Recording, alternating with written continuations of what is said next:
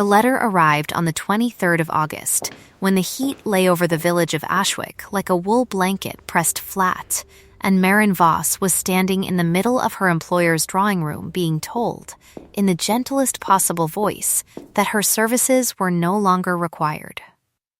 She had not yet known, in that moment, that the gentleness was the cruelest part.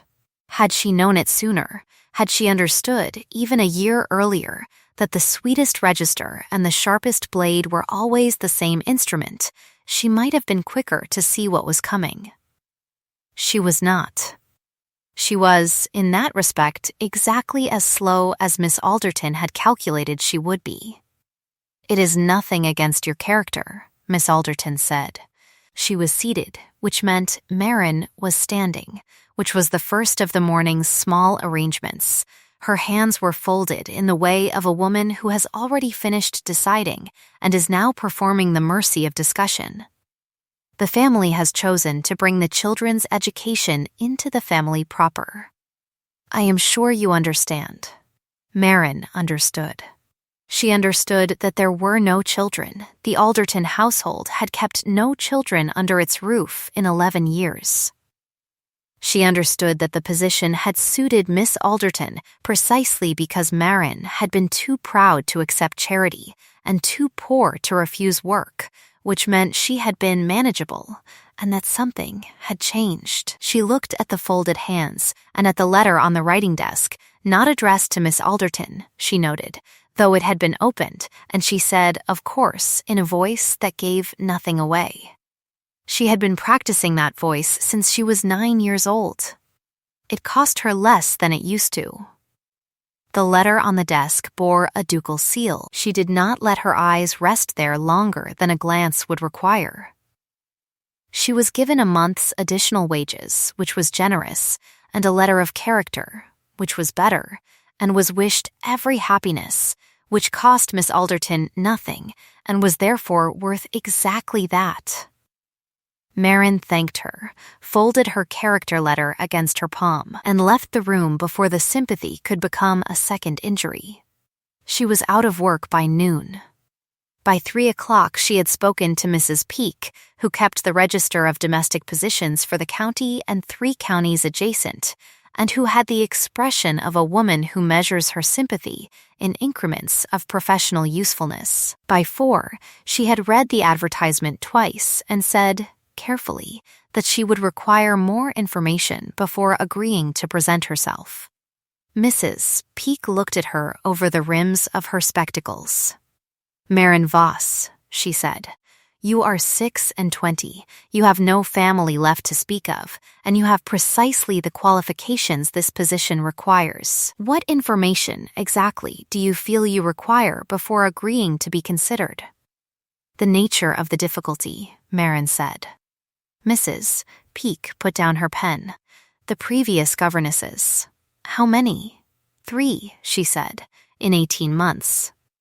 Maren thought about this. She thought about the ducal seal and the opened letter and Miss Alderton's folded hands. And the boys? 2, 7 and 9, both apparently in good health and in every other respect, by all accounts, absolutely ungovernable. She paused. "The household is Ashfeld Park, His Grace the Duke of Carith. The salary offered is," she named a figure that made Maren's hands still on the arms of her chair, "and accommodation is provided in the east wing, separate from the main household, with full use of the library and the kitchen garden. His Grace has specified that the governess is to have complete charge of the boys' education and daily schedule, without interference." "Without interference," Maren repeated. "From whom?" "The advertisement does not specify." It did not specify. That was itself information. Maren looked at the window. The heat pressed against the glass. She had, at this moment, exactly enough money to pay her room for 3 weeks, and a letter of character from a woman who had let her go for a reason that hadn't been named, and a professional grade knowledge of Latin and botany and household accounts that had so far earned her a series of positions she had been either too capable or too poor or too plain to be allowed to keep. The Ashfeld salary, if she lasted the winter, would close her mother's debt. The one her father had left and her mother had carried, and that Maren had been carrying since her mother died in February, which was a thing she had not yet permitted herself to fully reckon. "I will present myself," she said, "on the condition that I am given an interview with His Grace directly before any agreement is made." Mrs. Peake looked at her for a long moment. "That is rather a condition. It is a reasonable one for a position that has dismissed 3 women in 18 months. Another pause. Then Mrs. Peake wrote something in her register, blotted it with the deliberateness of a woman who has seen a great deal and is reserving judgment on this particular case. "I will inquire," she said. "The interview, if granted, will take place at Ashfeld.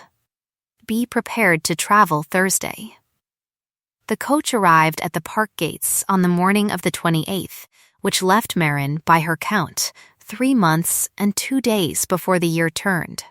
That was the deadline she had given herself when she'd seen her mother's accounts. If she did not settle the debt before the new year, the creditor, a man called Foss, who had the patience of someone who understands that time does its own collecting, would begin to collect from the estate. There was no estate. There was only Maren. She had not told anyone this, because it was not information anyone needed, and because she had learned, young and at some cost, that weakness named is weakness that can be aimed. The park was large and old and looked it. The avenue of elms was magnificent and clearly hadn't been pruned since before the late Duchess died, which Maren had been told was 4 years ago. The house itself came into view as the coach rounded the long curve, and she looked at it the way she looked at everything, steadily, taking in what was actually there rather than what she expected, and making no expression about it until she had more information. The butler met her at the door. His name was Wheel, and he had the posture of a man who has managed a great household through several difficult years and has chosen endurance as his strategy. He told her His Grace would see her in the study at 10, that the housekeeper, Mrs. Fern, would show her to a guest room where she might refresh herself, and that the boys were in the schoolroom and were to remain there until further notice. He said this last with an emphasis that suggested the further notice was more aspiration than policy. She asked, as Mrs. Fern led her up the east stair, whether the schoolroom was far from the guest room. "Other wing," Mrs. Fern said. She was a small woman who moved quickly and had the look of someone who has made her peace with things she would not have chosen. "You'll hear them, though," sound carries, "in this house." As if to confirm this, something large fell, somewhere above them, with a crash that Mrs. Fern did not so much as blink at. "The 9-year-old, she said. "He's making a fortification." "With what? This week?" "The globe from the study, the fire irons from the blue room, and, we believe, most of a cheese." Maren considered this. "Is the globe astronomical or terrestrial?" Mrs. Fern looked at her sideways. "Terrestrial, I should think. Then he's more likely building a siege wall than a fortification proper. He'll need height for a fortification." She paused. "Does he have access to the library?" A longer sideways look. He did. Currently, he is not allowed, following the incident with the cartography cabinet. What was the incident with the cartography cabinet? He reorganized it, Mrs. Fern said, by terrain type, rather than region. His Grace spent 20 minutes looking for Prussia. Maren did not smile. It was, she was aware, a near thing. She tucked the information away and said nothing else until they reached her room. The study was on the ground floor, south-facing, and smelled of beeswax and old paper and something green that she eventually identified as a cutting of rosemary in a glass on the windowsill. She had not expected the rosemary. She filed it away. The Duke of Carith was standing when she entered, which was the second unexpected thing, because men of his rank did not typically stand for a governess applicant. He was tall, spare, with the kind of stillness that is not peace, but something more deliberate, the stillness of a man who has learned to keep his body from reporting what he thinks. His hands were not a gentleman's hands. She noticed that immediately. They were the hands of someone who worked, and worked physically, and had not stopped doing so regardless of what his title required. He was in his mid-30s and wore the decade somewhere around his eyes. "Miss Voss," he said, "thank you for traveling." He gestured to the chair opposite his desk, which was covered in papers arranged in an order that appeared haphazard, but on closer inspection was not. She sat. He sat across from her. He did not begin with pleasantries. "You have been told," he said, "that 3 governesses have left this household in 18 months. Yes, 2 gave notice citing the behavior of the boys. 1, a pause so brief she almost missed it, for reasons unrelated to the boys. She noted the pause. "I was also told," she said, "that you wished to engage a governess with complete charge of the boys' education, without interference." "That is correct. From whom?" He looked at her. It was a measuring look, unhurried, and she did not look away. "My household," he said, "includes my late wife's sister, Miss Dunmore, who has served as a significant presence in my sons' lives since their mother's death. She has, in the past, found it necessary to overturn certain decisions made by the boys' governess in matters of curriculum and discipline." "I see. I wish to make clear," he said, "that the position I am offering does not include that interference. I have spoken to Miss Dunmore. The arrangement has been explained." Marin thought about 3 women in 18 months, and the way he said explained. "The arrangement has been explained," she said, "or accepted." The stillness sharpened into something that was almost, she was not certain, something that was the beginning of being interested. "Both, I hope. That is not the same as both." He looked at her for a moment in which she could not read him at all. His hands, on the desk, were very still. "No," he said, "it is not." Another pause. "Miss Dunmore arrives for the autumn from her property in Devonshire. That is in 3 weeks. I am prepared to make the appointment now, so that you have 3 weeks to establish yourself and the boys' routine before she arrives. 3 weeks. The heat pressed at the south window, and Marin thought about 3 months and 2 days and the amount in her mother's account, and she said, "I have conditions." "I was told," he said, and she thought there was something almost dry in it, though his face didn't show it, that you would. "Complete authority over the boys' daily schedule, curriculum, and discipline methods. No changes to be made without my written agreement, and yours. If I am overruled by anyone, for any reason, on a matter I consider essential, I am free to give notice without forfeiting my wages for that quarter."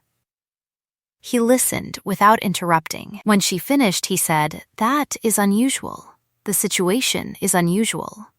3 governesses, he said. Yes, he looked at the papers on his desk for a moment. Then he said, "There is one other condition I must name, which applies to you rather than to me." He met her eyes. "You will be asked, in all likelihood, to serve a social function this house does not typically require of its governess. My sons lack a consistent female presence. The staff is loyal, but the household is largely male in its management. If you are the kind of woman who expects the boundaries of her role to protect her from anything beyond the schoolroom, this position will suit you poorly." She thought about this. She thought about what he was not saying, which was that he was a widower with 2 young boys who had been losing women from their lives in several directions, and that he was telling her this in a study that smelled of rosemary because someone had put it there and it was not him, given the state of his hands. "I am not that kind of woman," she said. "Good. I should also tell you," she said, "that I reorganized your cartography cabinet this morning." He blinked. It was the first involuntary thing she had seen from him. "You, in the half hour before this meeting. I put it back in region, with a secondary mark for terrain type. Your son was right that terrain type is the more useful organizational principle for field use. He was wrong that it had to replace region. They can coexist." She paused. "He is correct about the siege wall as well, by the way. The globe is serving as the anchor point for the southeast corner, but the cheese is structural, which will be a problem by Tuesday." The Duke of Carith looked at her. Then, he said, in a voice that was careful in a way she recognized as a man deciding how much of something to let into his face, "When can you begin?" "Tomorrow," Marin said. "If you will provide the coach." His name was Thomas, the older one, and he was 9 and wore the expression of a boy who has learned that adults leave, and has developed in consequence a policy of making them leave before they can manage it themselves. His brother was Edmund, 7, rounder in face and quicker to laughter, though the laughter always checked itself against Thomas's stillness before it fully arrived, the way a dog checks against its lead. They were both in the schoolroom when she entered it at 8 o'clock the following morning, which surprised her. She had expected to find it empty. Thomas was reading.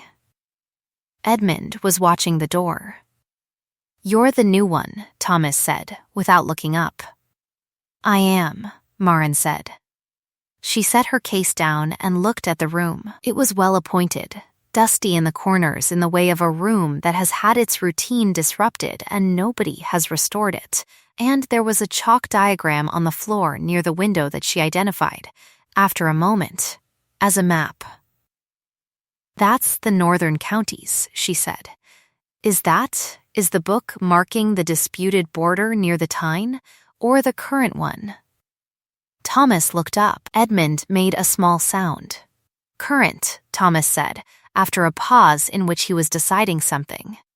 "Your father's library has 3 maps of that region from different decades. They disagree with each other. I could bring them up this afternoon if you want to settle the argument." She crossed to the chalkboard, found the chalk, and wrote. Latin. Arithmetic, natural philosophy, geography, with a different marker. "Geography is not a separate subject," she said. "It is what you do when your other subjects have run out of patience with you." She turned around. "My name is Miss Voss. I expect you to use it, and I will use yours. I do not expect you to be quiet. I expect you to be useful. Those are different things." She looked at Edmund. "What are you working on in arithmetic?" He blinked. "Fractions. Do you understand them, or are you performing understanding?" Edmund opened his mouth, closed it, and then said, with the precision of a child who has decided to try honesty as an experiment, "Performing." "Good," Marin said. "That is the right answer. We'll start there." She did not win Thomas in a day. She had not expected to. She had expected to be tested, which she was, and to refuse to be rattled, which she managed, and to give him one clear proof that she was paying attention to something nobody else had noticed, which she provided on the 4th day when she found, on his windowsill, a collection of pressed botanical specimens that had been assembled with considerable precision and labeled in a hand too careful to. "Be careless." She sat down beside them and identified each one by name and by the system her own mother had taught her, and when she looked up, Thomas was in the doorway with his usual expression and something else underneath it. She did not name the something else. She said, "Yarrow is a wound herb. Did you know that?" and handed him the specimen and went back to her own work. By the second week, he was occasionally in the room before she arrived. By the third, Edmund had stopped checking Thomas's face before laughing. She counted these as milestones of a kind she did not record anywhere except in her own accounting. Miss Dunmore arrived on a Tuesday in a traveling coach that was, Marin noted from the schoolroom window, very well maintained. She was perhaps 40, handsome in the manner of a woman who has always known it and has organized her life accordingly, not vain, but fluent in her own currency. She greeted the boys in the entrance hall with a warmth that was entirely genuine. Marin, watching from the stair, gave her credit for that. The warmth for the boys was real. Edmund launched himself at her. Thomas submitted to an embrace and then went still, and Miss Dunmore seemed to understand the stillness because she did not push past it. She looked up and saw Marin on the stair, and the warmth adjusted. It did not disappear, it simply became a different temperature. "Miss Voss," she said. Her voice was the gentlest in the room, which was information Marin filed away alongside what she already knew about the previous governesses. "I have heard so much about you. I hope the report was useful," Marin said. She came down the stair. She did not hurry, and she did not slow. The boys have been working on primary sources in geography this week. Thomas has a particular interest in natural history that I think you will enjoy discussing with him. Edmund has solved fractions and is now attempting to apply them to the question of how to divide a game reserve fairly between two brothers, which is not a real question, but is keeping him busy. The faintest pause. "How charming," Miss Dunmore said. Her hands were still. "I must confess, I had hoped to take the boys into the village tomorrow morning. There is a tradition, their mother used to take them in September. For the market, I wonder if that might be arranged." "Of course," Marin said, "if His Grace agrees." Another pause. "I had rather thought it was a matter for me and the boys. The boys' schedule is under my authority," Marin said. She said it without a change in register, which was the only way to say it. "If His Grace agrees to the outing, I will be delighted to arrange it. Perhaps we might all go." The boys have been discussing the agricultural displays. Thomas has opinions about crop rotation that I suspect would interest the tenants. She could not have named what happened in Miss Dunmore's face because it happened too quickly and was too well managed. But she noted the controlled stillness of a woman taking a blow without letting her expression report it, and she understood that she had just told something that wanted to be told. That evening, she wrote one entry in her private account book, which was where she kept the figures she could not afford to speak: the debt amount, the timeline, and now, in careful notation, 3 women in 18 months, and the reason that had not been named. She did not yet have proof. She had a seal on an opened letter, a too gentle voice, and the specific timbre of a woman who has arranged something and is not yet certain it has held. It was not proof. It was a beginning. His Grace found her in the kitchen garden on a Thursday in late September, which neither of them had arranged. She was there because the rosemary needed cutting back before the first frost, and because the kitchen garden was the only part of Ashfeld that was entirely unobserved, and she came there in the early mornings to think. He was there because he came there early in the mornings to think, which she deduced from the fact that he was in his working clothes and showed no surprise at the garden's existence, only at hers. "Miss Voss," he said. "Your Grace." She kept cutting. The rosemary shears were her own. She had brought them from Ashwick. "The thyme near the south wall has self-seeded into the path. I have been putting it back, but it would benefit from a proper edging before winter." He looked at the south wall. "My wife planted that," he said, and then seemed to consider whether he had intended to say it. She did not make anything of it.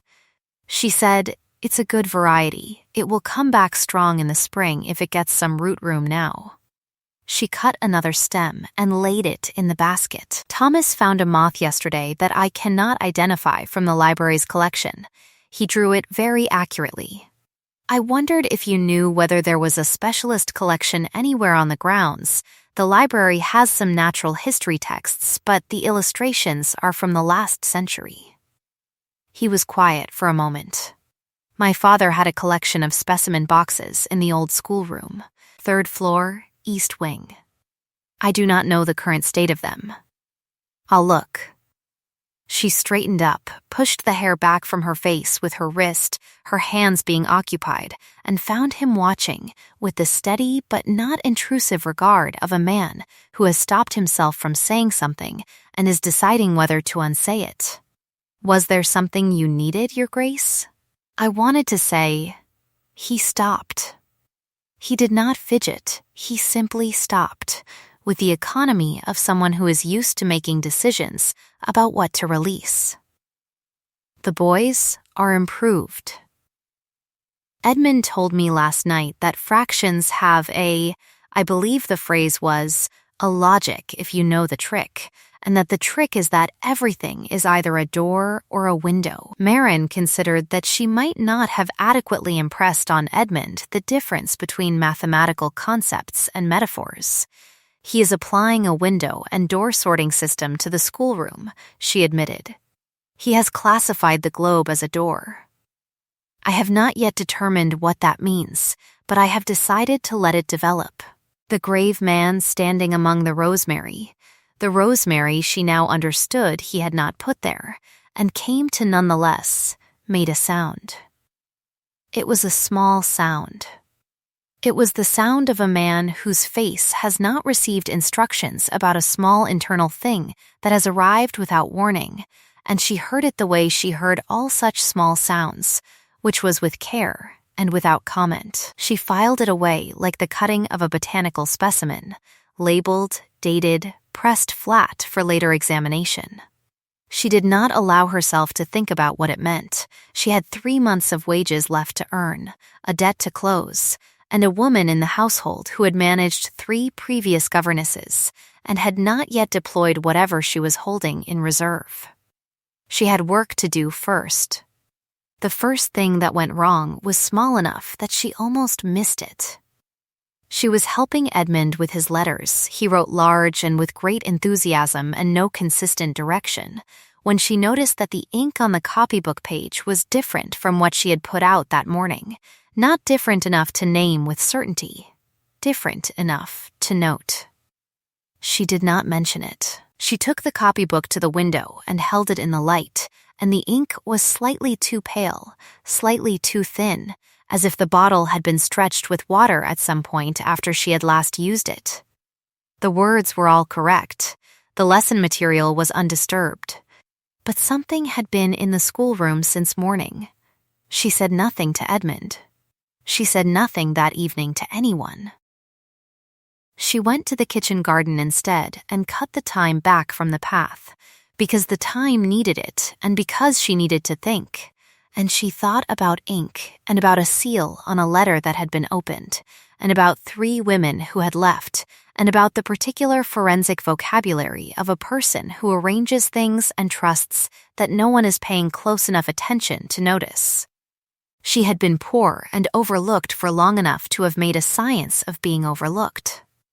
She knew, with the expertise of a woman who has spent a career being underestimated, exactly what it looked like when someone decided she was not paying attention. She began paying attention in the way she was not expected to. She kept notes, not in her account book, which anyone might find, but in the inside front cover of her botanical reference, in a compressed notation system her mother had taught her for field recording, small, systematic, and legible only to her. Dates, observations, the ink. A letter missing from the post that she had been expecting from Mrs. Peake, and that arrived eventually 3 days late, with a fold crease that did not match her own habitual refolding of correspondence.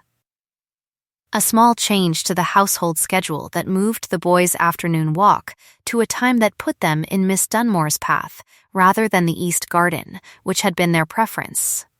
None of it, individually, was anything. Together it was a pattern, and patterns were Marin's native language.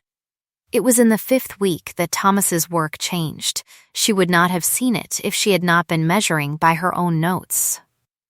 Thomas was a careful and exact student when he chose to be, with a marked consistency of effort on topics that held his interest. The change was not in quantity. He worked the same hours, produced the same number of pages. The change was in quality, in a specific and subtle direction. The natural history work that had been, before her arrival, precise and inventive, was becoming flatter, correct, performed. She read the last 3 weeks of his natural history journal side by side and saw it clearly: the compression of detail, the retreat from his own voice, the careful flattening of the thing that made his work his. It was the work of a boy who had been told, recently and not unkindly, that a certain kind of effort was not appropriate, that a governess's approval was not the same as the right approval, that there were standards for such things that she did not set. She put the journals down. She counted to 10. She was not angry. Anger was not useful. She was precise. That evening she knocked on the door of Thomas's room, with his moth drawing in her hand, the one she had sent to a natural history society in London, without telling him 3 weeks earlier, and a letter in the other hand that had arrived that afternoon from the society's secretary, expressing considerable interest in the specimen and requesting a correspondence with the young naturalist who had identified it.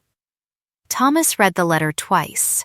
She watched his face do something complicated and private, and when he looked up it was with the expression of a boy who has been told by someone he doesn't quite trust yet that he is seen, and is trying to decide whether to believe it.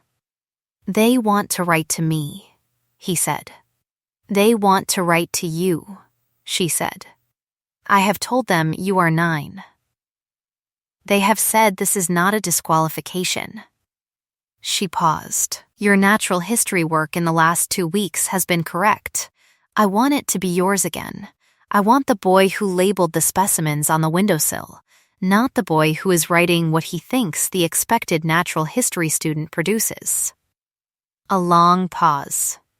Aunt Helena said, "I know," Marin said, and left it there. She did not invite him to continue. She held the letter out.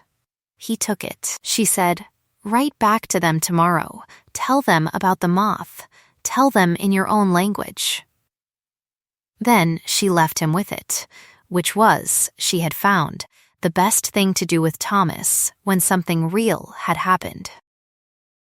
She went to her room and wrote 2 more lines in her botanical notation, and then she sat at her desk for a long while and thought about what she had and what she still needed, and what it was going to take, and whether she was willing to pay it. She was. She had been paying things of this kind her whole life and had not yet run out. The second thing that went wrong was not small. On a morning in the middle of October, crisp and cold, the first real cold of the season, the elms outside turned gold overnight as if someone had lit them from within. Marin went to the study to speak to His Grace about extending the boys' lesson time to include the specimen collection on the 3rd floor, and found Miss Dunmore already in the study, and the door open enough that she heard the sentence before she had taken 2 steps. Her character, Miss Dunmore was saying, in the very soft voice she used when she was being most careful, is, I am afraid, not what I would have wished to recommend in the first place. I said as much to you then. I did not want to alarm you with specifics before I was certain. But the woman who provided her reference, a Miss Alderton in Ashwick, has written to me privately, and what she says, I will not repeat it in detail, because I do not believe in propagating what cannot yet be proven, but I must tell you that I would not, in good conscience, allow her to continue with the boys without some inquiry. Silence.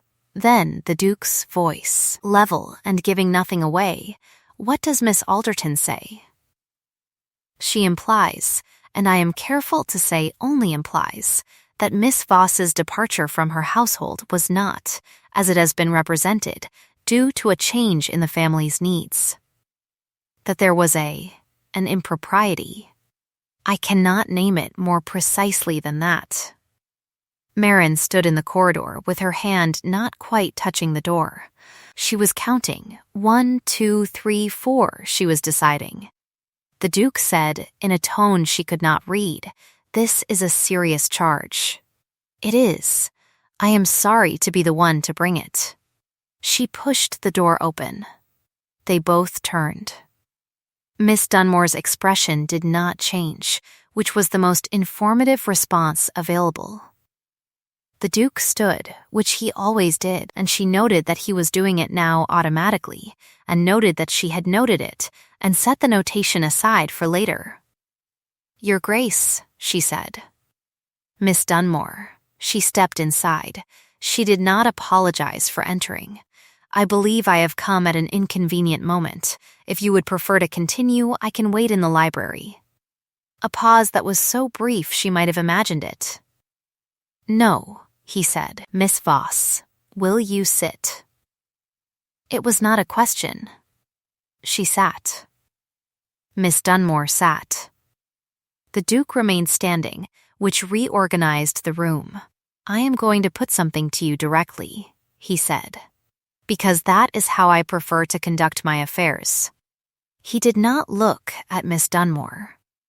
"A letter of character was submitted on your behalf from a Miss Alderton of Ashwick. I am told there is now privately expressed, concern about the content of that character. Can you speak to this?" "I can," Marin said. "Miss Alderton provided me with a character letter 5 weeks ago, which you have seen. Before that, she dismissed me on the stated grounds that the family was bringing the children's education in-house. There are no children in that household. The true reason for my dismissal was not stated. I have not asked Miss Alderton to explain it, because I believed the character letter she had already provided was an honest assessment of my work, and I was not in a position to compel further honesty from her." She held the Duke's gaze. "If Miss Alderton has written a private letter since that time describing an impropriety, I would be grateful to know its contents, because I am not aware of any impropriety in my conduct and I would wish to address it directly." "Silence," Miss Dunmore said, very gently. "It is not a comfortable thing to name." "Then we are at an impasse," Marin said, "because I cannot address what is not named." "Perhaps," Miss Dunmore said, "some accusations require time rather than naming. It may be that we ought to allow a period in which, Miss Dunmore—" The Duke's voice was quiet. He moved to the desk and sat. "I will write to Miss Alderton today and ask that any concerns be set down in writing and sent to me directly. Miss Voss, I will ask you to write an account of your departure from that household as you understand it, for my records. This matter will be settled on evidence, not on a privately expressed implication." He looked at Marin. "Is that satisfactory?" "Yes," she said. "Good." He looked at the papers on his desk. "Then I suggest we proceed. Miss Voss, you wish to speak with me about the third-floor collection." She spoke about the third-floor collection. Miss Dunmore sat for 3 more minutes and then excused herself, and the voice she used to do it was the very softest she had. Marin wrote her account that afternoon, and she made it accurate. And then she went to the botanical reference and wrote 3 more lines in the notation on the inside cover, and allowed herself for the first time to name clearly, even in the compressed marks only she could read, what she believed was happening. 3 days later, she found what she had been looking for. She had not gone looking for it deliberately. She had gone to the linen cupboard in the east wing for a fresh cloth for Edmund's ink-stained fingers, which were perennially ink-stained, because Edmund's relationship with the quill was enthusiastic and imprecise, and the linen cupboard was the closest. The cupboard was narrow and smelled of lavender and old cedar, and she had to shift a folded tablecloth to reach the cloths, and the tablecloth shifted too far, and something fell from behind it to the shelf below. A small bundle of letters, bound with a length of household string. She was the kind of woman who pauses before she does things she cannot undo, and so she paused. She looked at the bundle. The top letter was addressed in a hand she did not recognize, to His Grace, and it had been opened. The seal, broken, was not Miss Dunmore's personal seal. She had seen Miss Dunmore's personal seal on 3 pieces of correspondence in 5 weeks, and knew it. This was the ducal seal. She did not read the letters. She counted them, 7, and looked at the top one's date, which was from early August, and the postmark, which was from London, and she put the tablecloth back precisely as it had been, and took the cloth for Edmund's fingers and left the cupboard and shut the door. She stood in the corridor and breathed. Then she went to find Wheel. Wheel was in the silver room, which was where he spent Tuesday afternoons, and he looked up when she entered with the expression of a man who has survived a great deal by making correct readings of situations before they developed fully. She closed the door. She said, "I need to ask you something in confidence, and I need to know whether that confidence will hold." He set down the cloth he was holding. He looked at her for what she estimated was about 10 seconds. "It will hold," he said. "The post," she said. "From London." Over the course of this summer, did His Grace receive letters that he later asked about or that appeared not to have arrived? A pause that was itself an answer. There was a letter, Wheel said carefully, in August. His Grace expected correspondence from his solicitor in London regarding the estate accounts. It did not arrive. The solicitor later confirmed it had been sent. It was eventually resolved. Resolved how? The letter was found. I do not know how. I was told it had been misrouted in the sorting. Had it? The careful look again. Wheel was an honest man. She had determined that in the first week, his honesty was of the kind that doesn't volunteer information it hasn't been asked for, but also won't misrepresent what it knows. "I would not care to say," he said. "I would like to speak to the footman who handles the incoming post," she said. "Is that possible without it becoming a matter of household knowledge?" "Jory," Wheel said. He thought for a moment. "This evening. After supper." She met Jory in the kitchen garden at 8, which had become, without her planning it, her place of private business. He was 18, thin, with the expression of a young man who has recently understood that he is in the middle of something that he didn't choose and that is larger than he can manage alone. He was also, she estimated, ashamed of whatever he was about to say, which was useful because it meant he was going to say it. She didn't ask him directly. She told him about the letters in the linen cupboard. She told him she had not read them. And why? She told him she intended to bring the matter to His Grace, and that she would be grateful to have his account before she did so, rather than after. She told him, because it was true, and he needed to hear it, "You are not the one who will be ruined by this. I want you to understand that before you speak." He told her about the money. It had been small, at first, a shilling here, 2 shillings there, to slip a letter into the wrong pile, to delay by a day, to set aside rather than deliver. He had not known, the first time, what he was agreeing to. By the time he understood, the sums had grown, and he was in it, and Miss Dunmore had, he stopped. Corrected himself. The person who paid him had made it clear that the alternative to continuing was a conversation about what he had already done.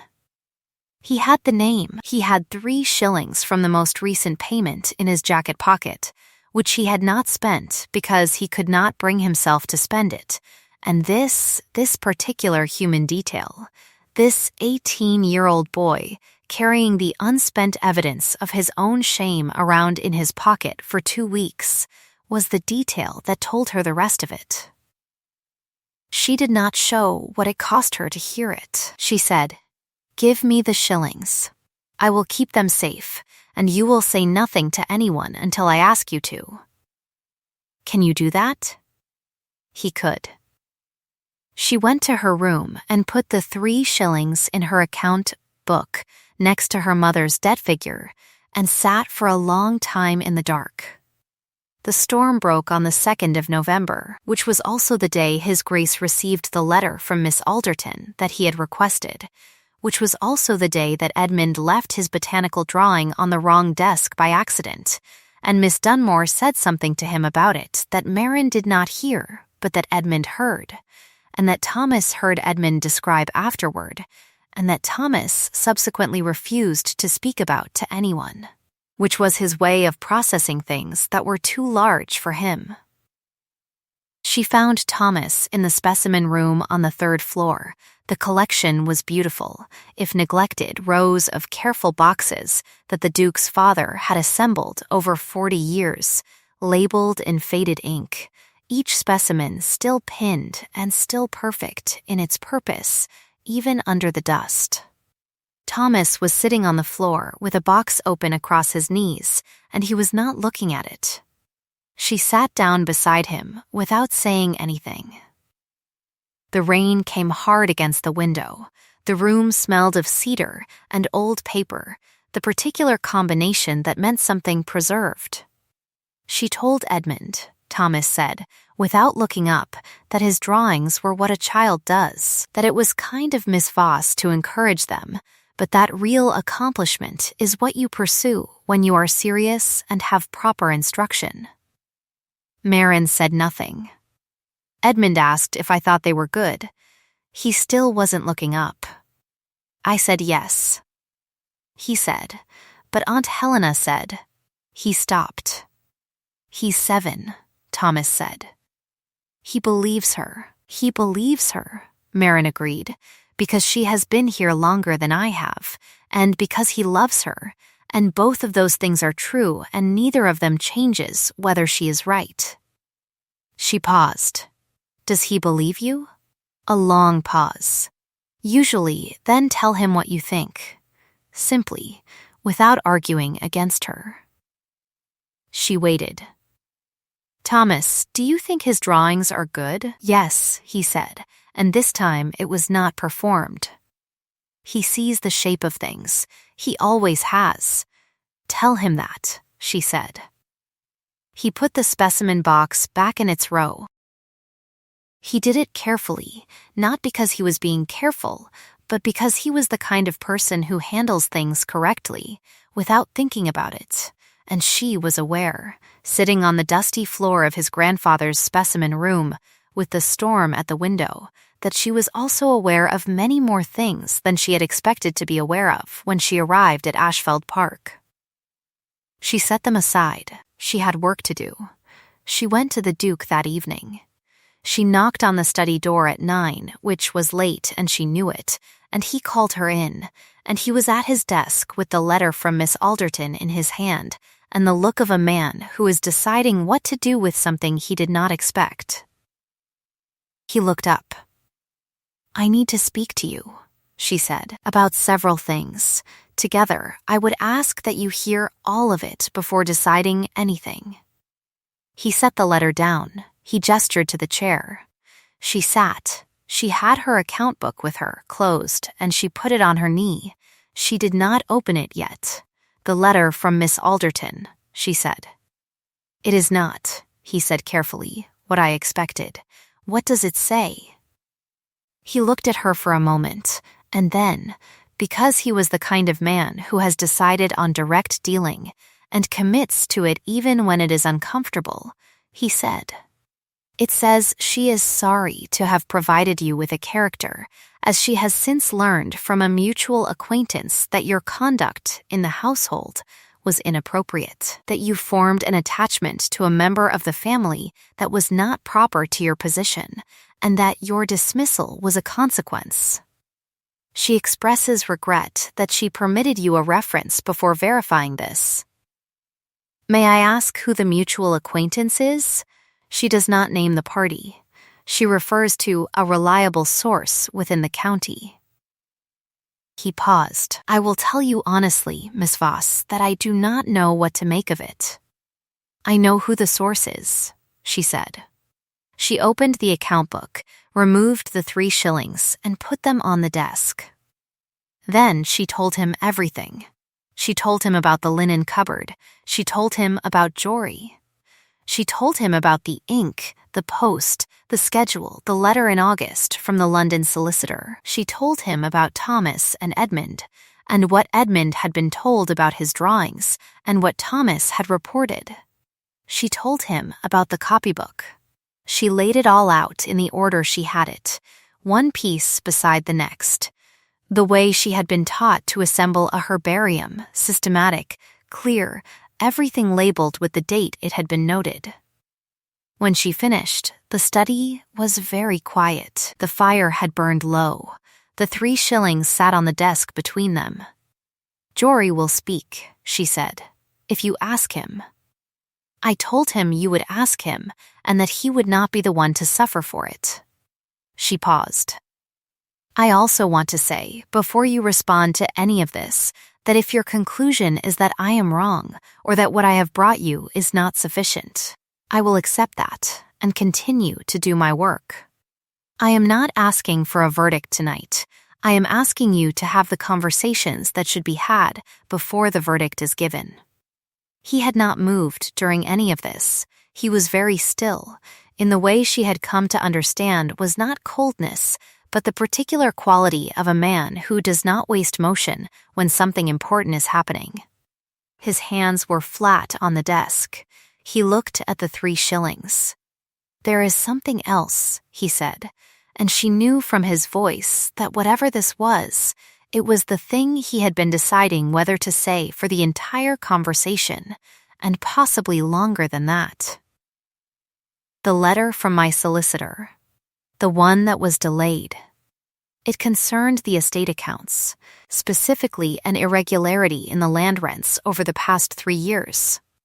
He stopped. An irregularity that my late wife's estate manager had been unable to explain, and that I had been unable to investigate from this distance, and that I had hoped the letter from London should have clarified.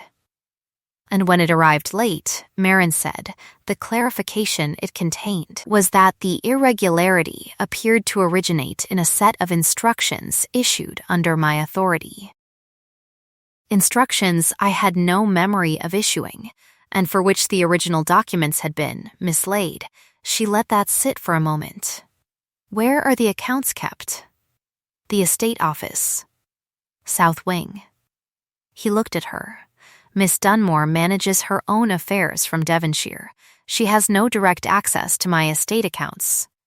Does she have access to the office when she visits? A pause that was, itself, the answer. She said, gently, Your Grace. I think there are several more things in this house that should be held to the light before winter.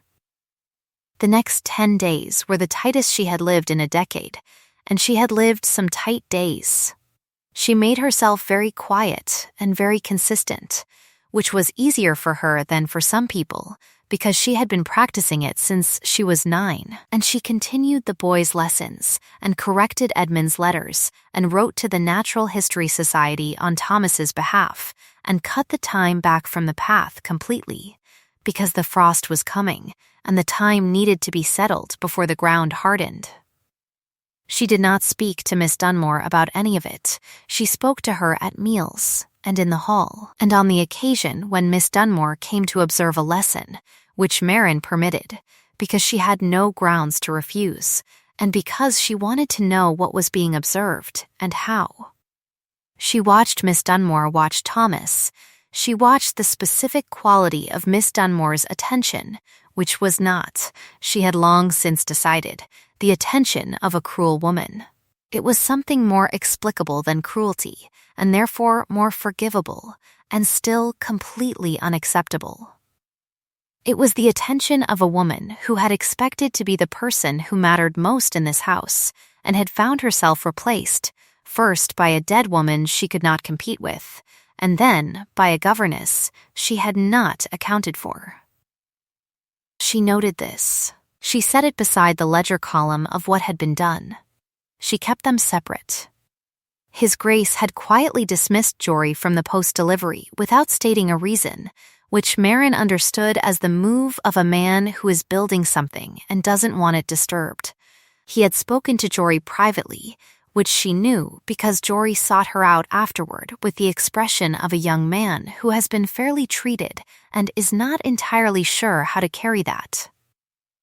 He had also, she was told by Weil in his careful understating way, written to the estate solicitor again and asked for the original account documents to be sent under seal. They arrived on the 12th of November, which was a Sunday, and cold enough that ice had formed overnight at the edge of the fountain.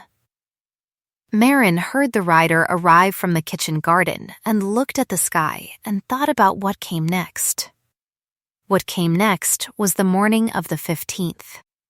Miss Dunmore had proposed a gathering, a small, informal occasion, she called it, for the neighboring families who had not yet had occasion to visit since her arrival. 12 people, perhaps 15. The boys could be present for the first hour. It was the sort of thing the late Duchess had always arranged in November. She believed His Grace would agree it would be good for the households. She had paused here. Delicately, spirits, His Grace had agreed. Marin did not believe this was an accident.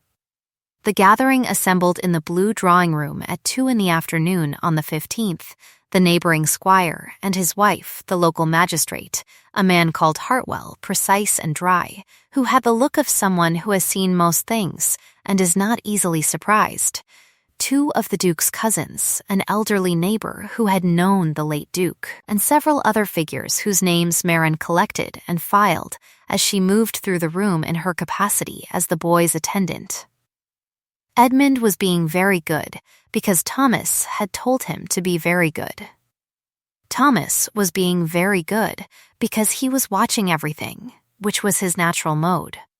Miss Dunmore was at her warmest and her best. She moved through the room with the ease of a woman who belongs in rooms like this, and she did belong, that was true, and Marin gave her the credit. She spoke of Ashfeld with proprietary warmth. She spoke of the boys with genuine love. She was in the middle of a sentence about the improvements she hoped to see in the coming year, the grounds, she was saying, and the management of the home farm, which had not been what it should since, she paused here, since her Grace's death, when His Grace said, quietly, from near the window, Helena, will you come here, please? The room adjusted without rearranging itself, the way rooms do when the person who fills them most has spoken. Miss Dunmore turned. Her face was entirely composed. I have something I would like to show you, he said. He moved to the writing desk near the window, which Marin now saw had papers on it, set there beforehand, and a small lacquered box she recognized from the estate office where she had, at his request, spent 3 evenings of the previous week cross-referencing account entries. He said, and his voice was the same temperature it always was, which was to say that it was careful and full, and something inside it was very quiet. These are the instructions for the Yarrow Farm rents, dated 3 years ago, issued under my seal and signature. He held up the first paper. And this is my signature on a letter to my solicitor from the same month. He held up the second. He set them side by side on the desk. Hartwell, he said, would you care to look? Hartwell came to the desk.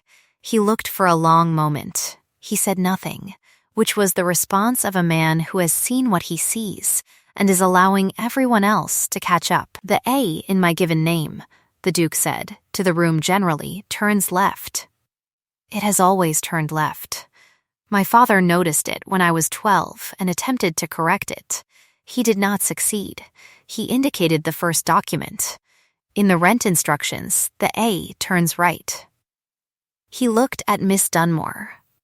Your handwriting, Helena, has always turned right. I noticed it when we were children. It is where we are most different. Miss Dunmore said, very softly, Edward, the lacquered box, he said, and he was not looking at her now, but at the box, which he opened, and from which he removed a small sheaf of papers and one letter, contains correspondence that was removed from the household post before delivery over a period of several months. I have a witness to the arrangement by which this removal was effected. He set the papers on the desk. I also have, from my London solicitor, a record of the discrepancy in the Yarrow Farm accounts over 3 years, the amount by which the rents were understated in my records while being collected in full from the tenants. The difference, compounded across 3 years, amounts to, he named a figure which is approximately the amount of Miss Dunmore's debts as of last year, which I know because she asked me, in the spring, to settle them, and I declined. The room was very still. The only sound was the fire, and outside the window, briefly, a thrush, which sang 2 notes and was quiet. Miss Dunmore sat down. She sat down because her body required it, not because she had planned to. She looked at the papers on the desk. Her hands, which Marin had been watching for several minutes, were not quite still. I want to say, His Grace said, that I am not going to pursue this through the courts. A pause. I want to say that I believe what happened here has a cause that I should have seen, and that some portion of it is a failure of attention on my part. And I want to say, his voice changed. Not much, but she heard it, that the harm done to the people in my household, some of whom had no part in this and were used as instruments against their will, is the harm I am most concerned to repair. He looked up. He looked, she realized, at her. There is one more thing to be addressed, he said, which is the letter sent to Miss Alderton of Ashwick, and the one sent from Miss Alderton to this house. Miss Dunmore said, I wrote to an acquaintance. I expressed a concern. That is not. The acquaintance, he said, is Miss Alderton's cousin. The letter you sent to the cousin was forwarded to Miss Alderton as if it contained credible information about Miss Voss's conduct. I have been in correspondence with Miss Alderton herself. He removed one more letter from the box. She is, it happens, deeply embarrassed. The concern she transmitted was not one she held independently. It was planted. He set the letter on the desk. She has retracted her private letter and provided a second character document, which I have. I do not intend to use it, because Miss Voss's character has been sufficiently demonstrated in this house and requires no letter from anyone. He paused. I say this before witnesses. Marin had been standing near the door to the hall. Thomas was beside her. Edmund was on her other side, and she had her hand on his shoulder, and she was aware, with the specific awareness of a woman who has been composing herself for 37 days in difficult conditions, that her grip on Edmund's shoulder was probably too tight. She loosened it. Edmund did not comment. Miss Dunmore looked at her hands. The beautiful, composed face showed, finally, what was underneath it. And what was underneath it was not the thing Marin had braced for. It was not defiance, or calculation, or the cold bottom of a person who has found out how they are made in the worst moment. It was grief. It was the recognizable and unglamorous grief of a woman who wanted something she couldn't have and had reached, badly and wrongly, and had known she was reaching wrong, and had done it anyway because she was desperate, and who was now sitting in a room full of witnesses with that knowledge outside her, visible to everyone. Marin looked at her. She thought about her own 3 months of wages and her mother's debt, and the ways that desperation makes its particular and specific demands. She thought about 3 women who had left this house, and about Edmund's drawings, and about Thomas on the floor of the specimen room. She said, to the room and to no one in particular. She said it quietly, the way she said everything that cost her the most. She loves the boys. The room absorbed this. The Duke looked at her. Miss Dunmore looked at her, and what happened in Miss Dunmore's face was a small and private thing that Marin would not describe to anyone. Arrangements can be made, Marin continued, for her to remain in their lives in a manner that is good for them. The boys should not lose another person. There has been enough of that. She paused. Those are only my thoughts. They are not my decision. The decision, as it happened, was the Duke's and Miss Dunmore's to make, and they made it privately. After the gathering had ended and the room had thinned, and Hartwell had said nothing beyond the necessary, and everything with his silence, and Weil had brought the tea with the practiced invisibility of a man whose understanding of the situation is total and whose discretion is absolute. Marin took the boys upstairs. Thomas was quiet in the particular way that meant he was putting things in their correct drawers. Edmund fell asleep over his supper, which was the most useful response he could have offered. She sat with them until they slept. She went to the kitchen garden in the dark. It was very cold and very clear, and the frost was hard on the ground now, and the rosemary was cut back and settled. And somewhere in the bare branches of the elm that overhung the garden wall, a thrush that had no business being awake at this hour sang one note and was still. She heard the door of the garden open. She did not turn around. He came to stand beside her. Not close. At the distance of a man who has things to say and is choosing his order. She waited. She was good at waiting. It was one of her primary competencies. She will go to Devonshire, he said, with an allowance, on the condition that her visits here are arranged at my invitation and in keeping with the boy's wishes. He paused. She agreed. I believe she was relieved. She was, Marin said. I think she has been trying to find a way to stop for some time. That is a generous reading. It is an accurate one. Generous and accurate are sometimes the same thing. A pause in which the frost settled and the dark was very complete. He said, "There is something I owe you." She thought about the wages and the debt and the character letter and the 3 shillings and the weeks of being watched and found insufficient. She said, "The quarter's wages are sufficient. I am not owed beyond that. I do not mean the wages." She turned then, because she could not turn. He was looking at her with the steady, full attention that she had spent 7 weeks cataloging and declining to draw conclusions from, because conclusions without sufficient evidence are the enemy of accuracy. And she had not had sufficient evidence, until possibly now, and possibly still not. "I told you," he said when I hired you, "that this household required more than a schoolroom, that the boys needed a consistent female presence. I think I told you that." He paused. "I told you that because it was true. I also told you that because it was the only way I could think of to say a thing that was not, in a first interview, something I had the right to say. I have been alone," he said, "in the particular way that you are alone when the people around you are trying to arrange things on your behalf rather than asking what you want. I am not asking now, either, because I'm aware that you have." He paused. "You have done a large thing in this house, and you are owed clarity before anything else. So I will say only that I would like permission to ask, later, when you have had time." She thought about the declaration that is not a rescue. She thought about the thing she had been not thinking about for 7 weeks with considerable discipline and some cost. She said, "How much time are you proposing?" "As much as you require." "That is a very open-ended offer.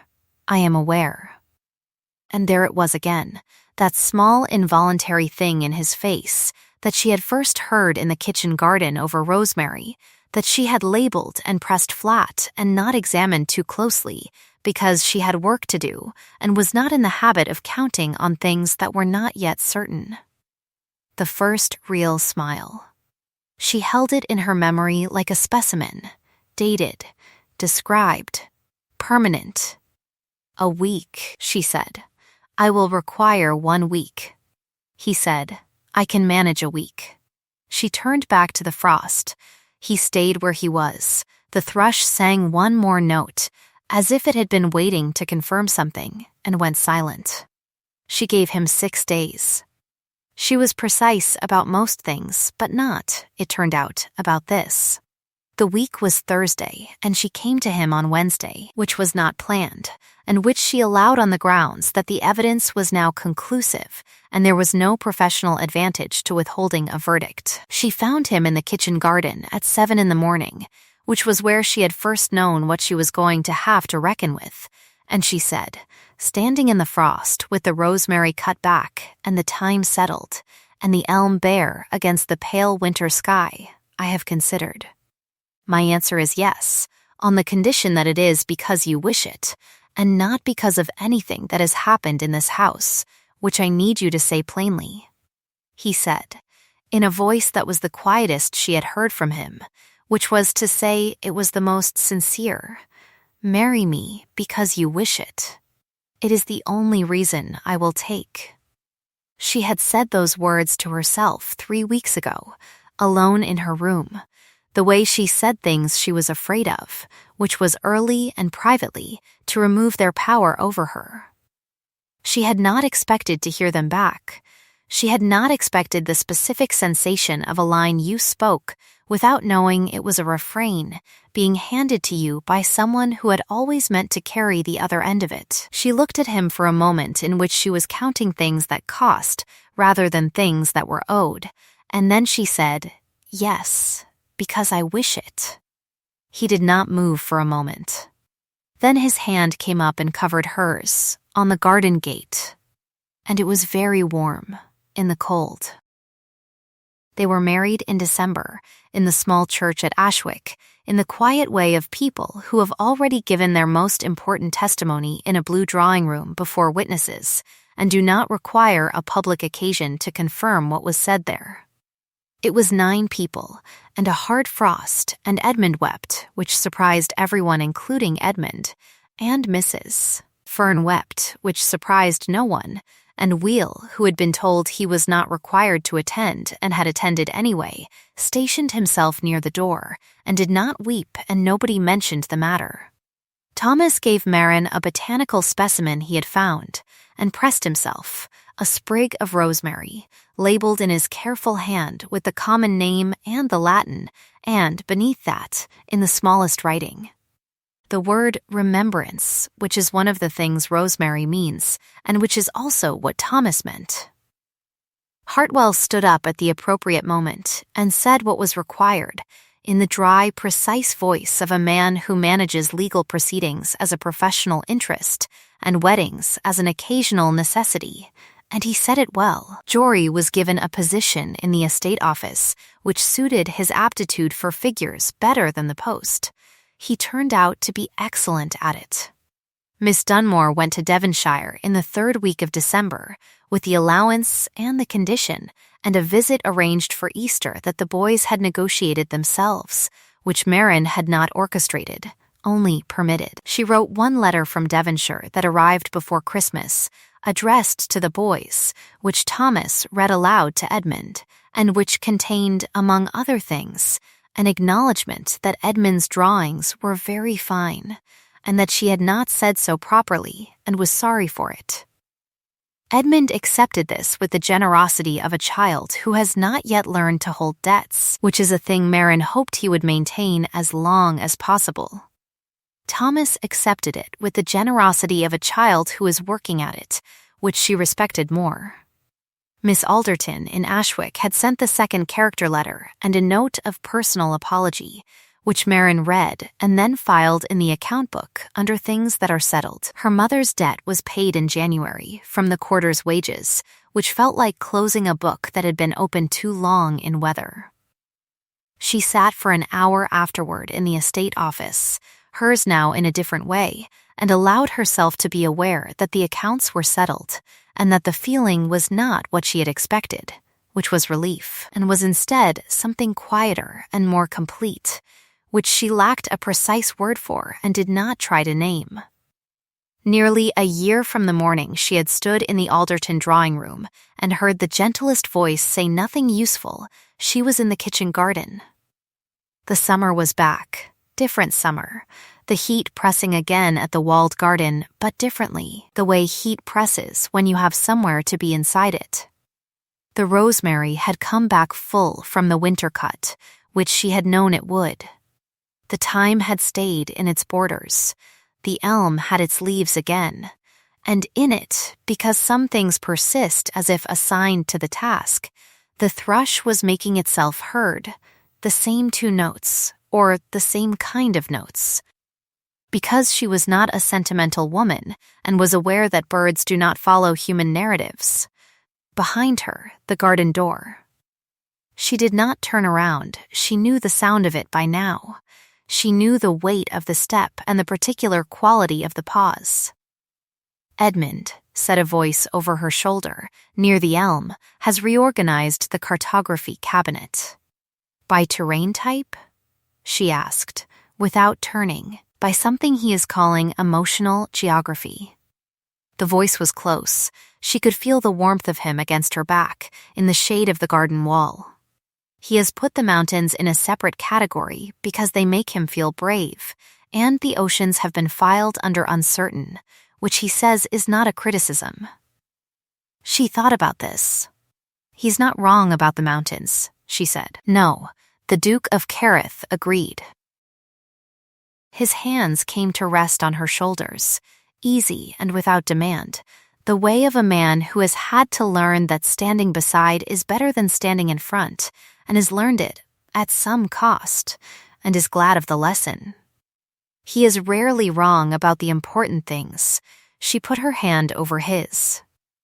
The rosemary was warm in the sun. The thrush sang its two notes, and the heat lay over the garden like something gentled, and somewhere in the house Thomas was writing a letter to the Natural History Society about a specimen he had found in the North Meadow, which would be the beginning of a correspondence that would outlast his boyhood and his father's life and his mother's accounts, and a great number of things that had once seemed permanent, and which was at this moment only a boy in a schoolroom with good light and a fine hand and a great deal to say.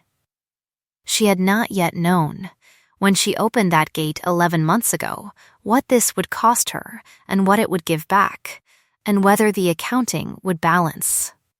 It balanced. The accounts, in the end, were honest, which is all that accounts need to be. The rest, the rosemary, the heat, the two notes in the elm, the hands on her shoulders, the rest was not payment. It was not rescue or recompense or the settlement of a debt. It was simply itself, which is the one thing that cannot be entered in any ledger, and the only thing, in the final reckoning, worth more than all the columns. If this story stayed with you the way it stayed with me, the kept accounts and the quiet proofs and the small exact moment that tips the whole weight of a life toward warmth, then you know why I keep returning to this fireside, and why I hope you do too. There is always a chair here, and the kettle is on, and I would love to know. What was the moment, for you, when you knew? Was it the rosemary in the window? Or the thrush? Or the boy who pressed his specimen and wrote the word remembrance in the smallest hand? Come find me in the comments. I read every one. If you would like to stay for the next story, there is a place kept for you here, by the fire, which is all that subscribing means. Sleep well, and be gentle with the ones who kept count of the right things.